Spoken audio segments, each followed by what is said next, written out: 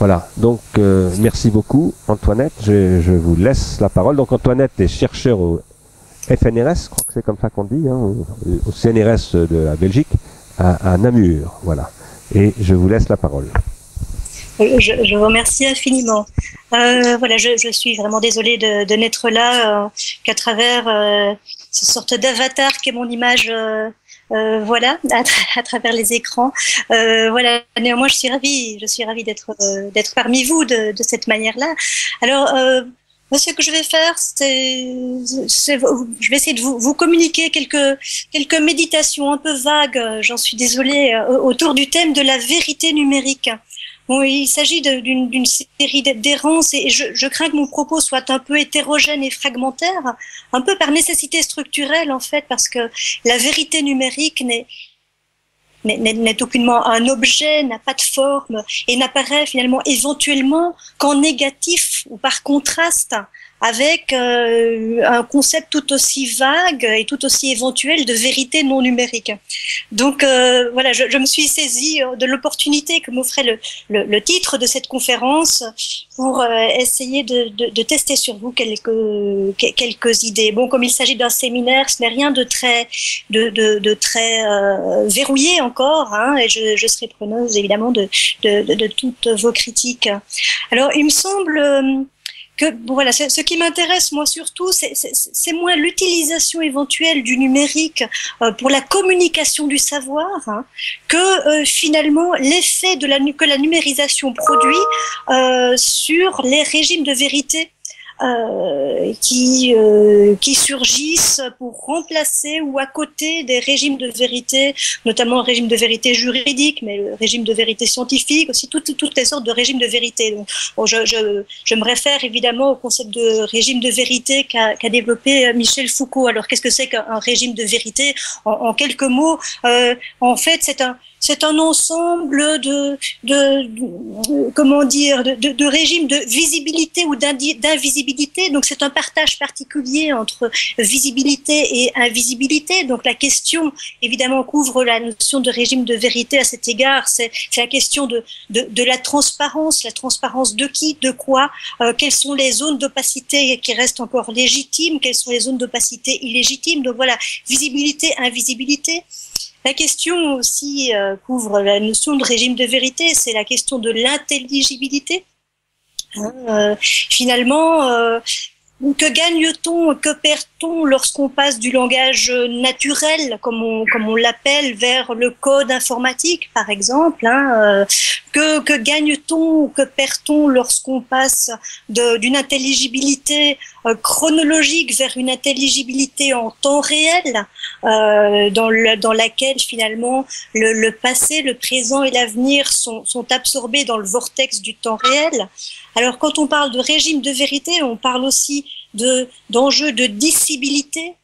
Qu'est-ce qui devient dissible grâce au numérique et qu'est-ce qui au contraire devient indicible, qu'est-ce qui devient communicable, qu'est-ce qui devient incommunicable. Et enfin, bien entendu, quand j'évoque les régimes de vérité, j'évoque aussi les régimes de contestabilité ou l'espace de la critique.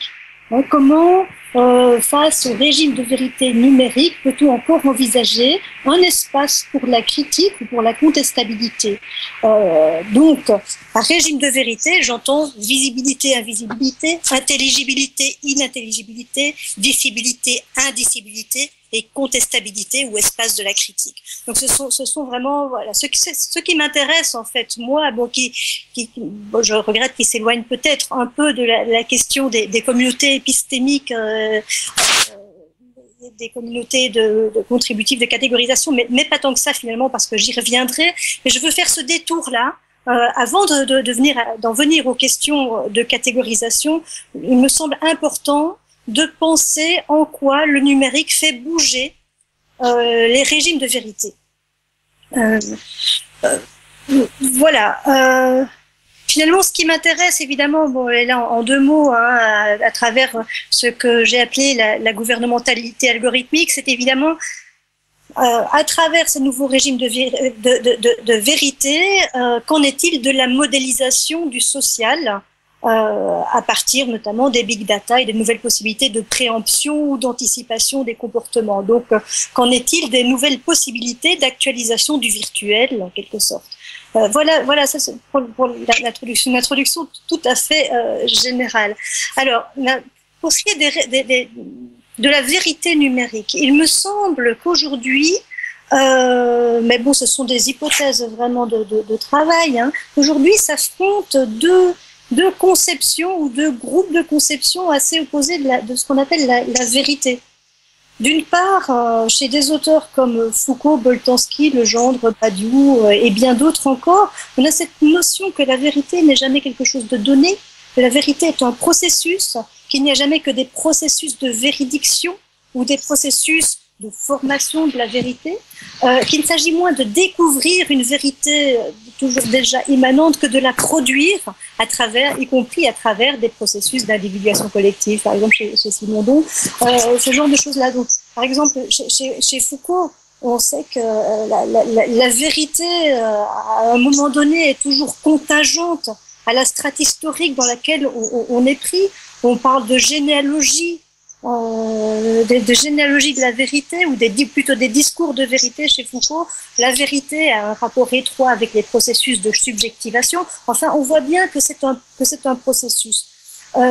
Chez Boltanski aussi, quand il fait une distinction entre la réalité et le monde, la réalité étant ce que l'on construit pour nous rendre le monde accessible et manipulable dans une certaine mesure, la réalité apparaissant comme ce qui paraît se tenir, alors que le monde, au contraire, est ce qui excède toute forme de prédiction, d'anticipation. Le monde, finalement, nous n'y avons jamais accès. La même chose apparaît chez quelqu'un comme Legendre, hein, puisqu'il explique que nous n'avons accès au réel que par la médiation du langage.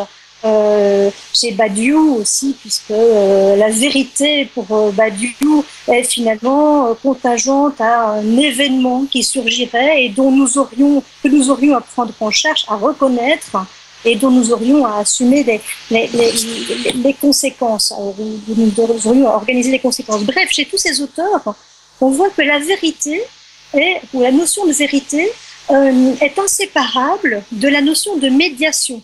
Toutes sortes de médiation, hein, médiation symbolique, langagière, politique, institutionnelle, conventionnelle, et qu'il y a toujours un écart infranchissable entre ce qu'on tient pour la vérité et le monde, ce qu'on peut appeler le monde ou les choses telles qu'elles sont, disons, hein, ou les choses. Donc il y a un écart chez Foucault entre les mots et les choses, il y a un écart entre la réalité et le monde chez Boltanski, etc.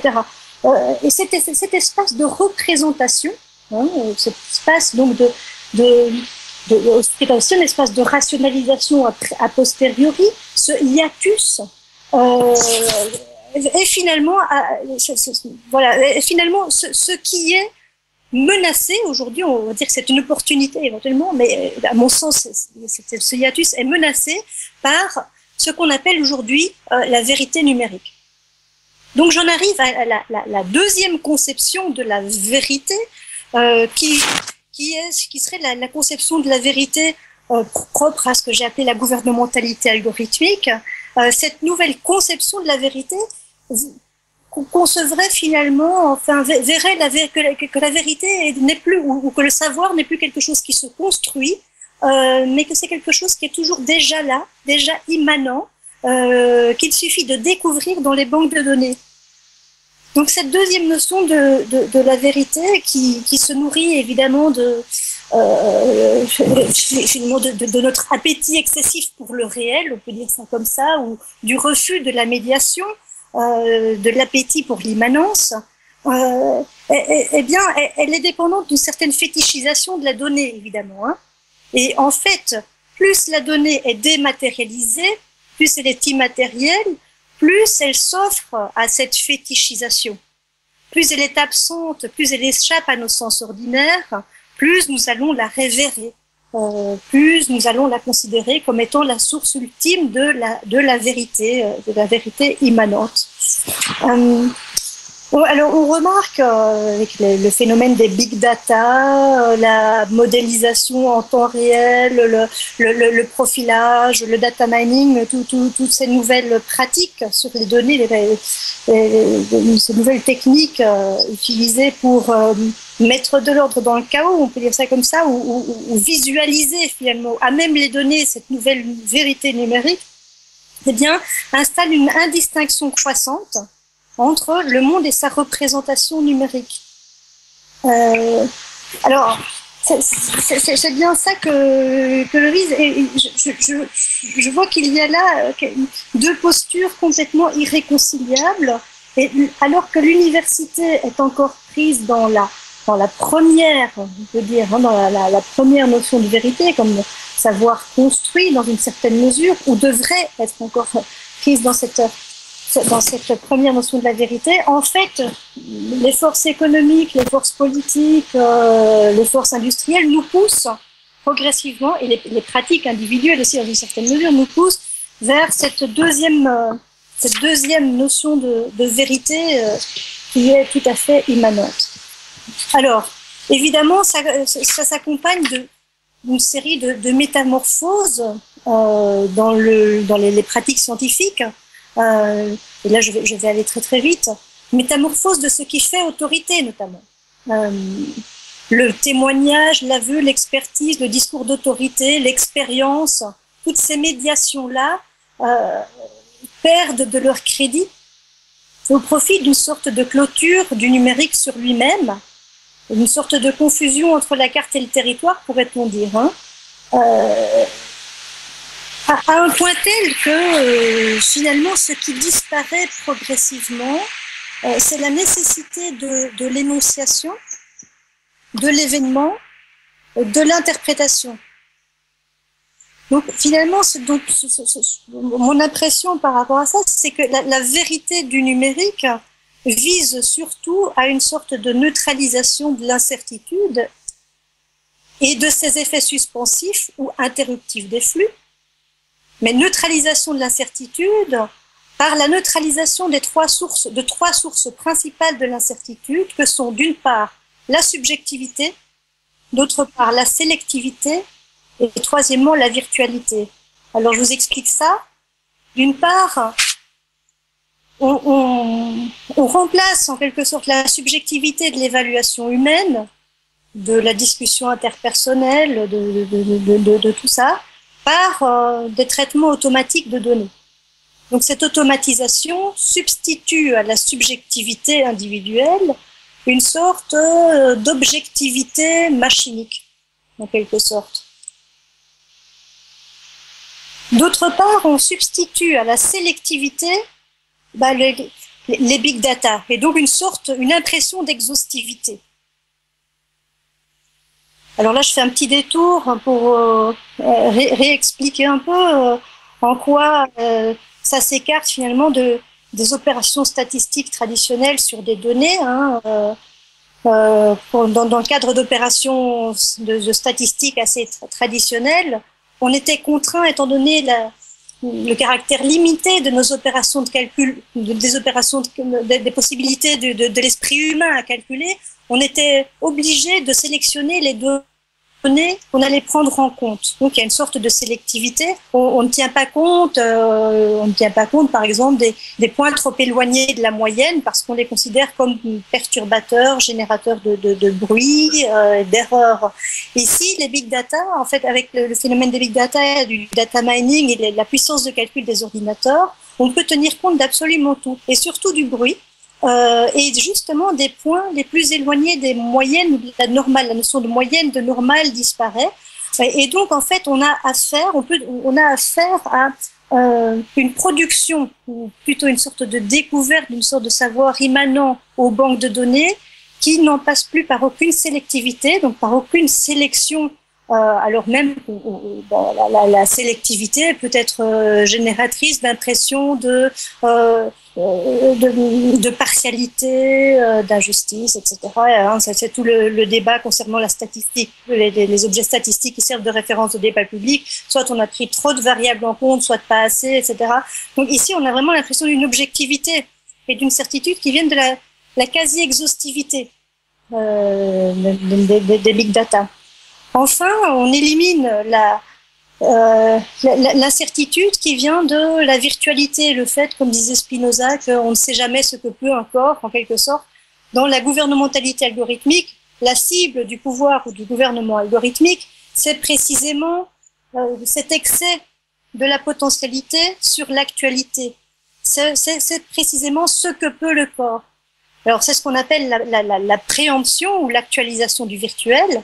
On fait en quelque sorte comme si ce qui n'était que possible et qui est détecté grâce à la modélisation algorithmique, ce qui n'était qu'en puissance était déjà actuel.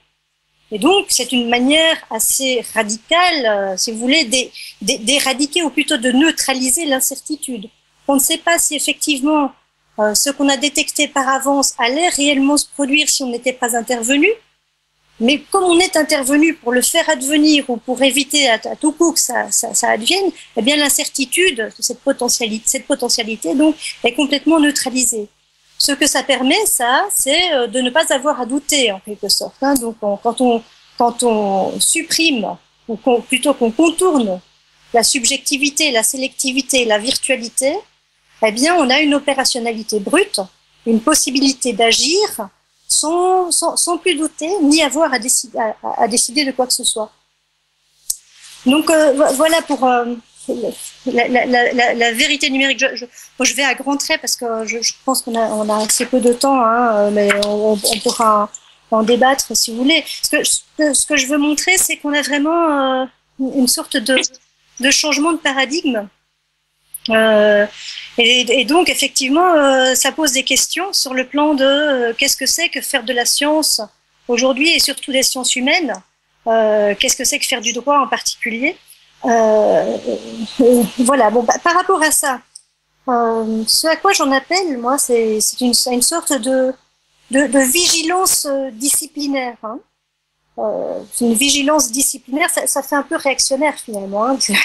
À l'heure où on en appelle à l'interdisciplinarité à tout crin, il me semble que la vigilance disciplinaire, en fait, celle que j'ai apprise par l'étude du droit, par exemple, mais qui, je crois, peut valoir dans d'autres disciplines, c'est une sorte d'attention qui vise plutôt à se tenir dans une relation juste avec une zone de non-savoir, avec une zone d'incertitude, précisément.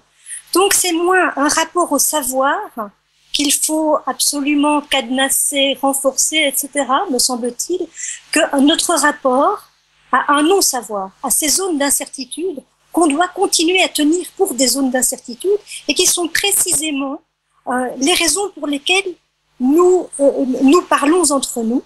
C'est parce que nous sommes incertains que nous avons besoin du collectif, du commun, de mettre en commun ce que nous appelons nos connaissances, mais qui en fait, quand on dit qu'on a des connaissances, c'est surtout qu'on a des doutes. Et cette possibilité de mettre en commun nos doutes, de manière justement à mettre en branle ces processus de création, en quelque sorte, de création de nouvelles vérités. Il me semble que c'est tout à fait indispensable. Et c'est vrai que Agamben avait un très joli petit texte là-dessus que je pourrais vous retrouver l'occasion où il explique l'importance aujourd'hui de développer des théories ou au moins une réflexion sur les manières de bien se tenir devant l'incertitude. Alors, ça présuppose quoi? Ça présuppose de maintenir, non pas comme ennemi de l'opérationnalité, donc du bien public, mais plutôt comme condition de possibilité de l'espace public, et maintenir un écart ou un interstice entre le monde et ses représentations numériques. Ça, c'est quelque chose d'absolument essentiel, me semble-t-il. Ça implique évidemment d'accepter de continuer à en passer par de la médiation. Et donc de renoncer à l'accès immédiat au réel comme tel. On le voit même dans l'art contemporain, certains artistes le disent eux-mêmes. Aujourd'hui, ce qu'on veut, c'est le réel. C'est même plus le réalisme, c'est le réel comme tel. Et ça, me semble-t-il, c'est le danger qui nous menace. cette suppression de l'espace de l'interstice, qui est aussi l'interstice de la critique, de la remise en question, ce mythe de l'accès immédiat au réel comme tel, qui se passe même du réalisme, même de la représentation réaliste, c'est me semble-t-il, un problème. Donc, maintenir un écart ou un interstice entre le monde et ses représentations, y compris numériques, y compris quand elles sont en temps réel, y compris quand ces données passent pour l'expression la plus authentique des individualités, de se méfier de ça.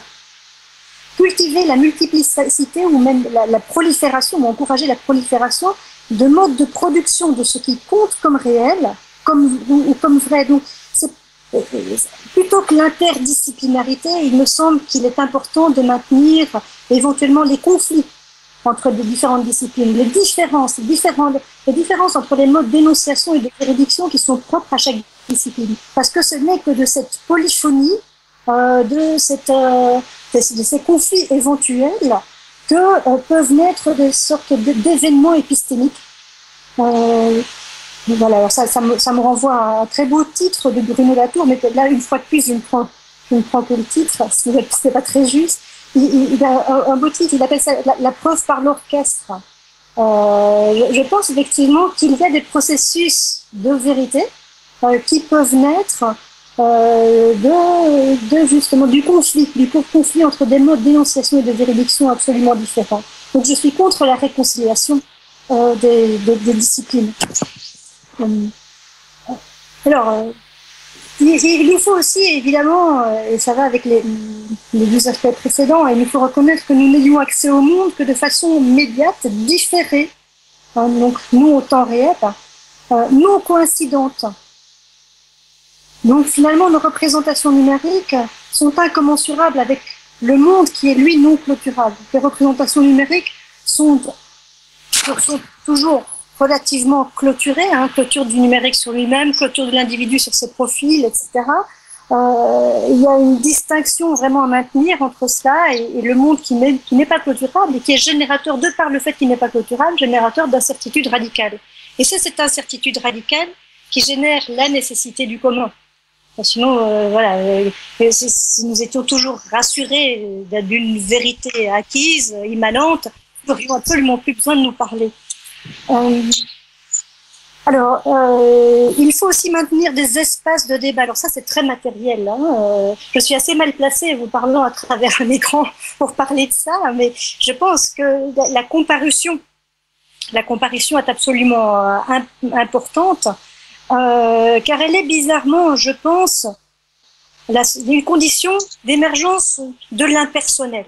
Voilà, moi je vais pas développer ça, on le voit beaucoup chez Esposito, etc. Je pense, moi je suis assez séduite par la conception d'Esposito du commun comme étant non pas la communauté entre des gens qui ont des choses en commun, mais la rencontre entre des personnes qui ont un même manque, un manque de certitude notamment. Voilà, donc je pense que si le numérique anticipe notre avenir, etc., de manière à effectivement éradiquer l'incertitude, ce qui risque de disparaître, c'est effectivement le commun. Donc, pour en revenir au droit, puisque voilà, c'est ma discipline de départ, même si je m'en suis beaucoup éloignée.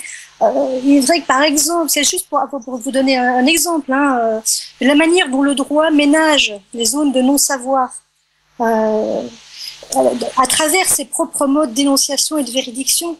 Eh bien, on sait que pour le droit, enfin, idéalement, si la justice fonctionnait convenablement, si le système judiciaire fonctionnait convenablement, etc., eh bien, les faits ne peuvent jamais parler pour eux-mêmes. Un flagrant délit a toujours besoin d'être constaté. Les faits ont besoin d'être qualifiés. Ils sont prescrits après un certain nombre d'années. C'est un oubli programmé en quelque sorte. Tout ça fait que finalement il y a un mode de création de la réalité juridique qui est incommensurable avec les autres modes de création de la réalité que sont par exemple les statistiques, les big data, le profilage, etc. On sait que la défense doit être entendue, etc. Il y a toutes ces procédures qui sont extrêmement lentes, qui sont extrêmement lourdes, qui sont inesthétiques au possible. En fait, toutes ces procédures organisent des possibilités aussi de contre-profilage. Ce sont des lieux, en fait, des sortes d'hétérotopies. La scène du procès judiciaire, c'est vraiment une hétérotopie, un lieu de représentation à distance des faits, et donc éventuellement de contre-profilage, de motivation, c'est-à-dire de création de motifs, indépendamment du vrai et du faux d'ailleurs. Voilà, ces lieux sont absolument importants. Alors, aujourd'hui, on essaye de se passer un maximum de la scène du procès judiciaire. On organise même de la vidéocomparution. Voilà, tout ça va un peu dans un sens qui, moi, personnellement, m'inquiète un peu. Voilà, alors par rapport à tout ça, que dire pour conclure? Eh bien, tout simplement que je crois effectivement que le numérique peut avoir un rôle à jouer dans la mise en commun, mais dans la mise en commun éventuellement des doutes. Je crois pas que voilà, il faut pas confondre la communication avec la transmission. La transmission implique effectivement du doute ou le témoignage, par exemple, comme en parle Georges Agamben. Le témoignage suppose une absence, parce qu'on témoigne toujours pour quelque chose qui est absent. Et donc, il me semble que ce qui est en train de disparaître dans les univers numériques, c'est vraiment la place laissée à cette absence, à ce doute, à l'incertitude, alors même que, voilà, si on veut reparler de la recherche, il me semble que l'éthique même de la recherche, c'est de se situer par rapport à ce doute plutôt que de le nier. Voilà, mais je vais laisser maintenant la place à la discussion, si vous voulez. Merci beaucoup.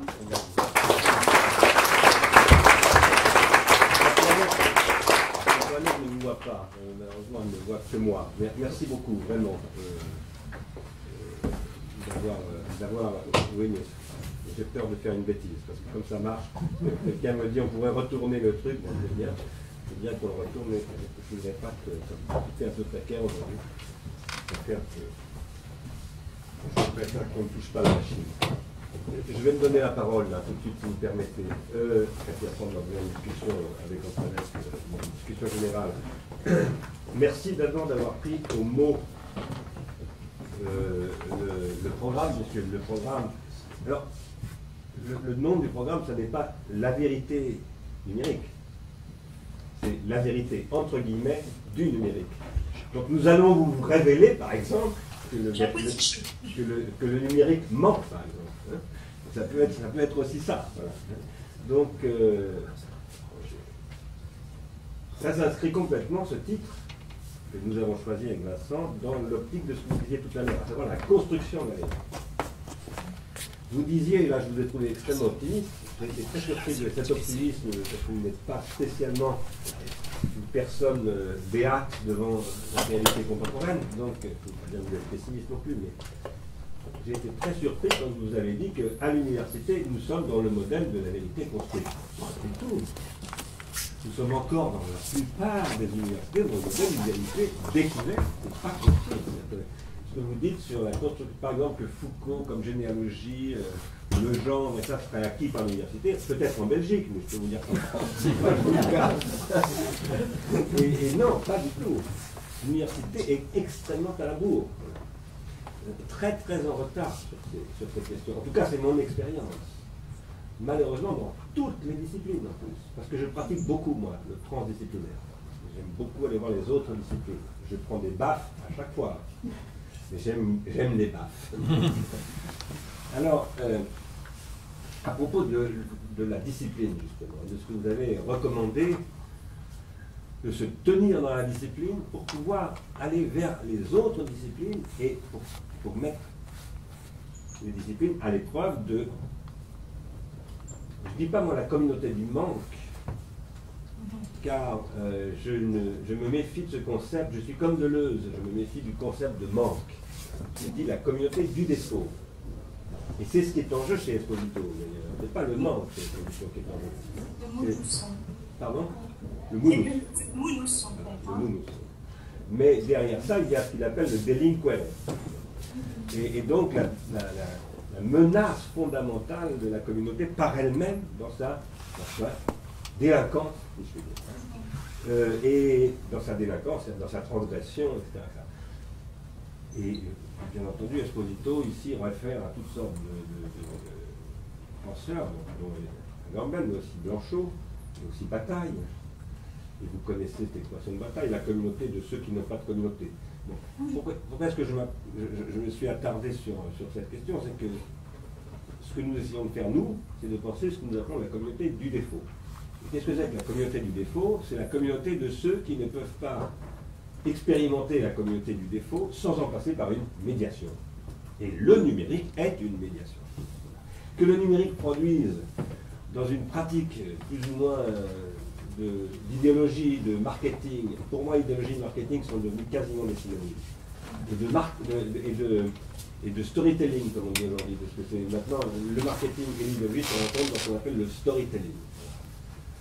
Celui de M. Sarkozy, celui de M. Hollande, ou celui de n'importe qui, y compris le mien d'ailleurs, parce qu'on pratique tous un peu. Que ceci existe, bien sûr, mais je veux dire par là que l'on produise une appropriation idéologique du numérique, ça a toujours été comme ça. Et je redis une chose que j'ai dite hier matin, c'est le début de l'idéologie allemande de Marx. Puisque Marx commence par dire il y a toujours de la médiation, il y a toujours ce que j'appelle moi de l'organologique, et il y a toujours un pouvoir, ce qu'il appelle ensuite une lutte des classes, qui s'empare de la chose et qui impose une interprétation. Donc le problème n'est pas le numérique. Enfin, le numérique c'est un problème, bien entendu. Et ça, c'est la médiation, ce que vous appelez la médiation. Il n'y a absolument rien de nouveau de ce point de vue-là. Si on suit le genre, Foucault, enfin les gens que vous avez cités, et vous n'avez pas cité Deleuze, vous avez cité Badiou, mais moi je citerais plus volontiers Deleuze sur cette question de l'événement. D'ailleurs, Badiou doit beaucoup à... Deleuze est tellement présent que... Oui, je sais bien. Mais si je vous le dis, c'est pour une raison précise, c'est que je ne suis pas deleuzien moi-même, mais en revanche, je me réfère beaucoup à Deleuze à cause du concept de quasi-causalité. Et chez Deleuze, la vérité de l'événement est quasi-causale. Elle n'est pas causale. Qu'est-ce que ça veut dire qu'elle ne soit pas causale? Ça veut dire qu'elle n'est pas physique, qu'elle n'est pas produite par des déterminations, quelles qu'elles soient. Ce qui fait qu'un événement est un événement, c'est que j'en deviens la quasi-cause. Voilà. Et ça, c'est crucial, parce que ce que nous soutenons, nous, c'est que le rapport numérique doit être constitué sur une organisation numérique, et ça devrait être une lutte épistémologique, épistémique, matériologique du monde que j'ai appelé le monde noétique, si vous voulez, hein, pas seulement l'université, pour devenir la quasi-cause du numérique. Le discours que nous tient le storytelling des big data, par exemple, c'est qu'il y a une causalité inhérente, c'est une causalité qui détruit tout schéma de causalité d'ailleurs, parce que c'est ce que disent Schoenberger et ces gens-là, bon, qui est remplacé par la corrélation, mais qu'en fait il y a derrière ça une espèce de, pas une causalité, je ne sais plus comment l'appeler, disons une vérité, disons une vérité des chiffres. Les problèmes que vous avez posés, pour nous, ils sont comment faire que nous devenions la quasi-causalité de cette médiation. Et comment faire d'abord que, effectivement, la question de la vérité conçue comme construction, peut-être que vous l'avez dit, j'emploierais d'ailleurs pas forcément moi le mot de construction, disons comme avènement, comme avènement, et sans le dire en allemand, c'est-à-dire sans le dire nécessairement à Heidegger, disons comme temporalité, hein, ce qui nous renvoie pas simplement vers une philosophie de la nature, mais qui serait une post-philosophie de l'histoire ou je ne sais pas quoi. Donc, je pense qu'il faut revenir à la question de l'histoire aujourd'hui. Après l'inhibition du marxisme, qui a produit la catastrophe marxiste, on a fini par oublier ce que voulait dire philosophie de l'histoire complètement. Donc je crois qu'il faut y revenir. Pour moi, le genre, c'est une philosophie de l'histoire. Dans tout cela, nous croyons, nous, qu'il faut d'abord organiser un concert des disciplines, et un concert qui soit évidemment un concert schoenbergien, c'est-à-dire des dissonances. N'ayons pas peur de la musique atonale, dans le champ noétique, c'est-à-dire ne craignons pas de... Parce que, comme vous savez, Lyotard a rapporté la tonalité à ce que lui a appelé l'éclatement des îles kantiennes, le différent, ce qu'il a appelé le différent avec un D, l'impossibilité de concilier la raison pure, la raison pratique, la raison du jugement esthétique, etc. Mais pour le faire, ça faut jouer ensemble. Vous ne pouvez pas rencontrer une différence si vous ne jouez pas ensemble. Et comment jouer ensemble? Ben, nous disons dans une organisation transdisciplinaire. Et l'organisation transdisciplinaire, elle n'a pas pour but de construire une vérité de toutes les disciplines. Elle a pour but de permettre aux disciplines de produire leur vérité du numérique, c'est-à-dire leur incertitude. Absolument d'accord avec ce que vous avez dit sur le non-savoir, l'incertitude, etc. En revanche, cette vérité qui est historique était toujours éclatée en des vérités qui jouent ensemble dans la dissonance. Eh bien, elles doivent passer par des procédures. Et ça, il y a toujours eu. Foucault est un descripteur de procédures. Les régimes de vérité de Foucault sont des descriptions de procédures. Ce qu'il appelle des régimes, ce sont des procédures. Et dans ces procédures, aujourd'hui, les procédures passent par un processus computationnel qu'il faut absolument prendre en compte, parce que c'est la vérité de notre temps, si je puis dire. Je mets plein de guillemets, bien entendu. Et c'est notre temps, disons, c'est ce dont nous devons devenir la quasi-cause, c'est la médiation de notre temps, qui d'ailleurs renvoie à des théories de mathématiques. C'est pour ça qu'on a commencé hier avec Jean Lassalle et Giuseppe Longo. C'est parce qu'ils investissent les sujets comme ça et que nous pensons, nous, qu'il faut partir de ça. La technologie numérique, l'informatique, c'est d'abord des mathématiques. C'est d'abord une théorie mathématique concrétisée, peut-être charcutée, trahie, tout ce qu'on veut, mais c'est une computationnalisation, et en l'occurrence du capitalisme. Ça, vous l'avez très très bien montré, d'ailleurs.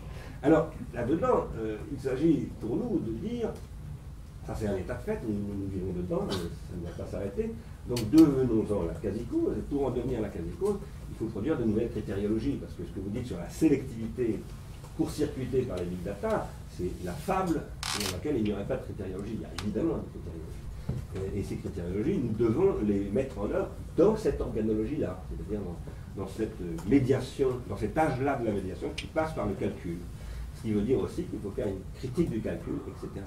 Bon, je ne veux pas parler trop longtemps, je vais m'arrêter là, mais voilà, ce que je voulais réagir en vous faisant cette proposition, qu'on avait déjà discutée d'ailleurs à la fin du mois de décembre l'année dernière, que nous travaillons ensemble à étudier, comment dire, à produire ce que nous appelons nous la pharmacologie positive. Voilà. Dans notre langage, le numérique c'est un pharmacone comme toutes les médiations. Toute médiation est un pharmacone. Et c'est toujours la responsabilité du monde noétique, disons, de produire une thérapeutique plutôt qu'un empoisonnement. Et voilà, c'est la question. Et là, ce que nous pensons, c'est que ça ne peut pas se faire. Vous ne pouvez pas travailler là-dessus sans des gens comme Bruno Bachimon, Yannick Trier, Giuseppe Longo, Jean Lassalle ou tant d'autres. Voilà. On ne peut pas travailler tout seul. Voilà. Ça ne veut pas du tout dire qu'il faut s'aligner sur leur point de vue. Ça veut dire que nous devons nous apporter nos hétérogénéités et produire une thérapeutique de l'hétérogène, justement, de cette nécessaire hétérogénéité grâce à cette médiation. Voilà. Bon, je disais ça comme ça pour réagir et pour vous remercier aussi, parce que c'est dire comment j'avais entendu. Merci beaucoup. C'est vrai que moi, ce qui m'interpelle, effectivement, par rapport à ma discipline juridique, c'est que ce tournant numérique est une occasion formidable de décapage d'un certain nombre de concepts juridiques. Par exemple, le concept de personne conçu de façon tout à fait personnologique, encore en droit positif, ce genre de choses-là. Je veux dire, le numérique est aussi pour moi une occasion de sortir de tout ça. De concevoir par exemple que le point d'Archimède, ou plutôt le point d'équilibre, le point central du sujet de droit ne doit pas nécessairement être ses capacités d'entendement et de volonté individuelle, individualiste, son individualisme possessif, etc. Mais au contraire, ses capacités d'énonciation dans un contexte polyphonique, justement. Donc ça, je trouve que c'est quelque chose d'assez intéressant. Si à partir des contraintes de ma propre discipline, si vous voulez, je pouvais produire un discours pharmacologique, comme vous dites très bien, qui puisse faire évoluer ma discipline de manière à ce qu'elle puisse effectivement produire de l'émancipation plutôt que de l'enfermement et de la domination, je pense que c'est vers ça qu'il faut aller. Et donc, prendre en compte aussi les risques de naturalisation, etc., émanant en fait au discours dominant sur le numérique, big data, etc. Voilà, ce que vous appelez l'idéologie marketing. Prendre en compte ce risque de naturalisation est absolument essentiel pour moi, pour faire ressortir justement l'importance, la nécessité de revoir les concepts juridiques, de les penser autrement. Voilà, c'est ce genre de choses. Mais je suis tout à fait d'accord avec vous. Quand je critique l'interdisciplinarité, ce que je critique, c'est l'abandon des modes d'énonciation et de véridiction propres à chaque discipline, qui sont essentiels pour que, justement, on ne fasse pas, par exemple, que le droit pénal ne se soumette pas complètement à la logique de renseignement, c'est-à-dire une logique qui lui est complètement étrangère. Ce qui donne finalement des résultats complètement injustes, d'enfermement anticipatif, etc., au-delà de la peine, de rétention de sûreté, ce genre de choses-là. Il y a des conséquences extrêmement pratiques à cela. Voilà, la fascination des juristes pour ces nouvelles technologies elle est évidemment là, parce que le droit manque d'effectivité, parce que le droit fonctionne à la technologie du langage qui n'est absolument pas performative, et donc le droit a tendance à s'en remettre de plus en plus à la technologie, à la détection, à l'anticipation grâce au big data, etc., parce que c'est plus facile, ça paraît plus objectif, ça paraît moins partial, etc. Donc voilà, en fait, c'est ça pour vous expliquer d'où je viens et pourquoi j'ai cette approche effectivement qui peut paraître très négative au départ, mais je pense que il y a de la dénonciation, mais qui permet du décapage. Voilà. Ok, juste un petit mot, puisque je crois que vous allez intervenir chez nous à l'automne, dans le cadre du séminaire Digital Studies. Je crois que Ariane Lefebvre, excusez-moi, Ariane Mayer, je connais une Ariane Lefebvre aussi. Ariane Mayer vous a contacté, je pense, pour ça. C'est une proposition que je vous fais en passant, comme ça je saisis la balle au bon. Si quand vous viendrez, vous aviez envie de parler, par exemple, plus spécifiquement du droit, et les questions que le numérique et le droit se posent mutuellement et de ce que ça peut nous apporter à nous, moi je serais très très preneur. En ce moment je travaille sur une critique de Schoenberger et tous ces gens-là, Chris Anderson, tout ça, en disant qu'ils affirment qu'il y a un état de fait sans droit. Et que la mathématisation du monde conduit à la disparition du droit. Ce que je soutiens, c'est qu'en fait ils nient la possibilité même du droit. Et que ce que vous appeliez l'écart, l'interstice entre la carte et le territoire, c'est le droit. C'est ça qu'on appelle. Par rapport à cela, vous disiez, bon, la catégorisation contributive, oui, mais avant, il faut poser un certain nombre de choses. Je pense que ce qui distingue les disciplines, c'est leur manière de catégoriser. Parce que jamais on ne pourra catégoriser en droit comme en mathématiques ou comme en je ne sais pas quoi. Donc, et ça n'est pas réductible.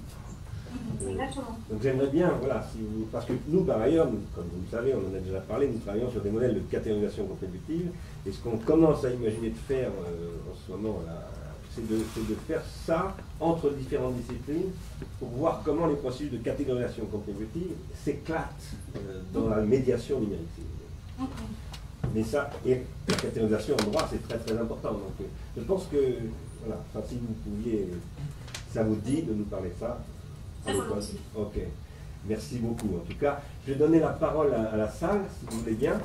On ne va pas faire attendre, d'habitude on fait des questions à la fin de la journée, mais là, on ne va pas vous faire attendre sur Skype. Donc, on va ouvrir la discussion tout de suite avec vous et ensuite on fera les trois exposés suivants, si ça vous convient. Donc, je vais tourner la machine en espérant ne pas déconnecter quoi que ce soit pour que vous puissiez voir la salle.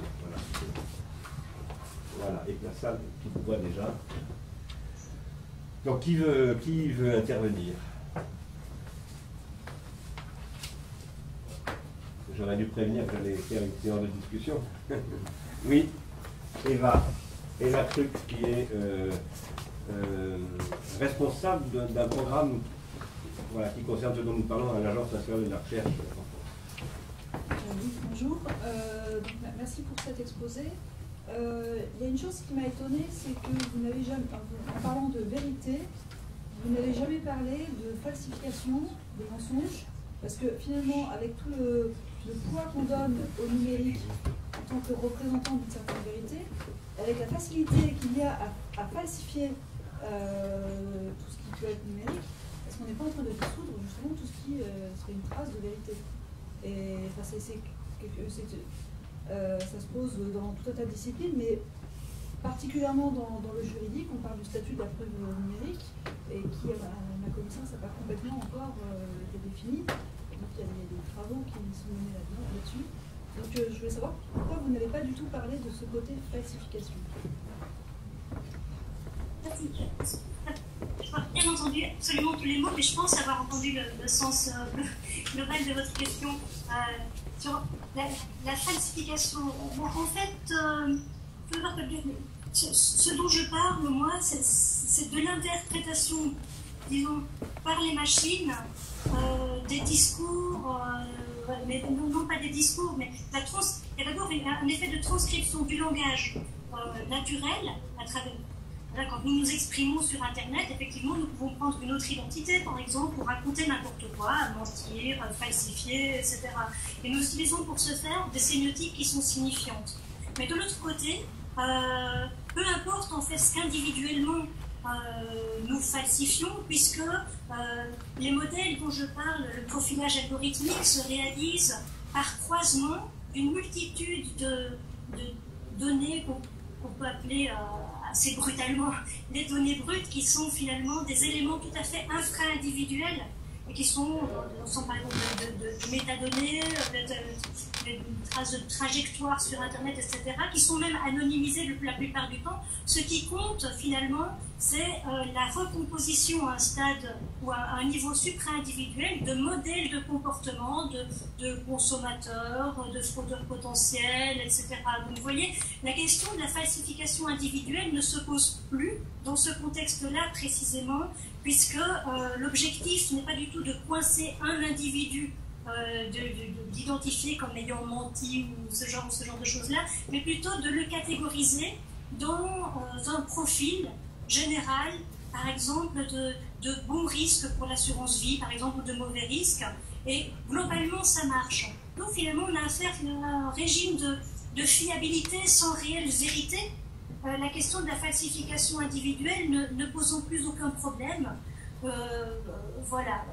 Alors ça c'est dans le contexte vraiment du profilage. Par ailleurs, dans des applications plus sécuritaires, par exemple dans les aéroports, détection de comportements anormaux dans les aéroports, on voit fleurir aujourd'hui des dispositifs d'observation multimodale qui croisent des données qui sont recueillies à travers des capteurs divers, qui sont des capteurs visuels, des caméras de vidéosurveillance, des capteurs chimiques éventuellement sur les rampes d'escalier ou d'escalator, et qui vont détecter finalement des comportements anormaux en corrélant ensemble des tas d'indices que les individus laissent sans même en avoir conscience.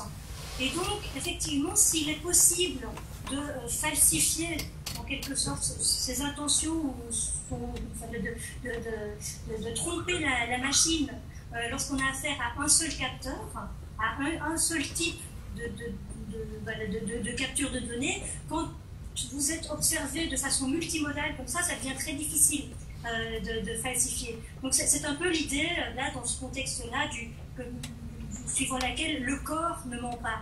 Si vous pouvez falsifier vos expressions verbales assez facilement, en fait, votre corps tel qu'il va être observé dans ses trajectoires, ses attitudes, le rythme cardiaque, les clignements d'yeux, les marques de stress devant une caméra de vidéosurveillance, ce genre de choses-là, ça devient très difficile à falsifier. Voilà. Alors la question de la falsification des documents, etc., c'est une question tout autre, qui n'entre pas vraiment dans mon champ d'investigation pour l'instant, parce qu'elle n'est pas tellement spécifique, me semble-t-il, au numérique. Merci. Quelqu'un veut intervenir? Oui, si vous voulez bien passer un micro. C'est que vous êtes long, donc il va maintenant intervenir, non? Tourner le... Dans cette forme d'interdisciplinarité, je parlais du point de vue scientifique, et en reprenant un point crucial de... Vous n'entendez pas, c'est ça? Non, je n'entends pas du tout, excusez-moi. Ah, alors... Oui, vous entendez maintenant? Je vous entends faiblement, mais je vous entends. Ok. dans ces décalages inévitables étant scientifiques avec votre discours, toutefois, j'apprécie beaucoup l'accent que vous avez mis sur l'imprévisible dans l'action humaine, dans l'organisation même par le droit. Et je crois qu'il y a un gros défi qui se passe aujourd'hui en sciences de la nature, c'est qu'on ne peut pas faire des sciences sans numérique, c'est inconcevable, sans ordinateur, mais on ne peut pas faire des sciences sans aléatoire. Le changement qu'il y a eu au tournant du XXe siècle, c'est que différentes approches scientifiques ont intégré dans la détermination l'aléatoire. Or, ceci n'existe pas dans la machinette à discret. Et il y a même une perte du sens de la part de ceux qui travaillent de l'importance des brisures spontanées des symétries. Elles ont construit pas seulement la physique du XXe siècle, mais aussi la biologie. Depuis Darwin, et surtout dans ces versions du XXe siècle, on a compris que les brisures spontanées des symétries, c'est-à-dire le changement aléatoire dans les parcours physiques, dans les trajectoires phylogénétiques, sont au cœur de l'intelligibilité du vivant.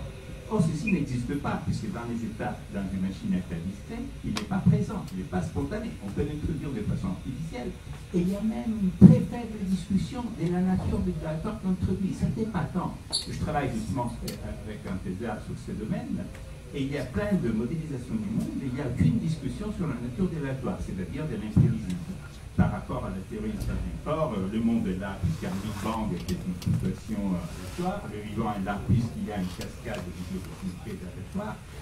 Et le défi est énorme, c'est-à-dire, même dans des disciplines où la modélisation essentielle nous donne beaucoup, par exemple, dans les problèmes de l'écosystème, et moi j'ai beaucoup discuté avec des scientifiques remarquables qui essaient de faire des modèles de dynamique écosystémique comprenant qu'on est en train de cogner contre un mur. Et j'ai posé le problème du cas des percolations qu'il y a dans l'atmosphère à cause du changement que nous sommes en train d'introduire, de la déglaciation qui peut arriver soudaine, tout d'un coup.